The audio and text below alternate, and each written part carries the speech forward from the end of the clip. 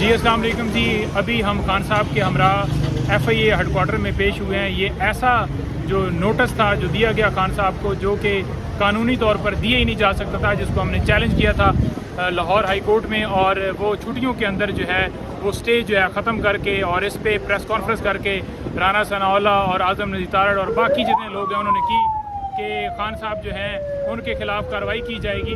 تو لہٰذا آج خان صاحب جو ہے یہاں پر پیش ہوئے۔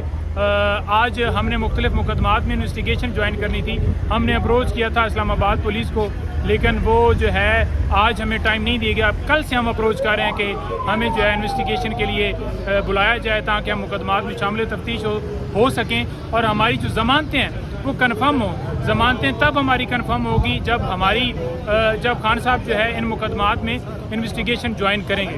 تو لہٰذا وہ آج سے ڈیٹ جو ہے نہیں دی گئی اور کل کے لیے ڈیٹ دے دی گئی ہے۔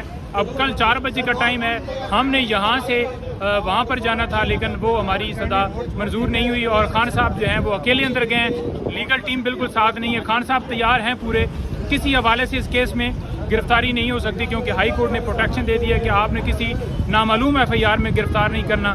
تو اس طرح کا اگر کوئی بھی مس ہیپ ہوتا ہے تو وہ بالکل غیر قانونی ہوگا۔ خان صاحب کے ساتھ لیگل ٹیم نہیں ہے، لیکن خان صاحب مکمل طور پر سارے لیگل پہلو بھی جانتے ہیں، پورے وکیل بن چکے ہیں، اور خان صاحب جو ہیں وہ اس کیس کے حوالے سے سارے فیکٹس جانتے ہیں، ہر سوال کا جواب ان کے پاس ہے۔ بہت شکریہ، تھینک یو۔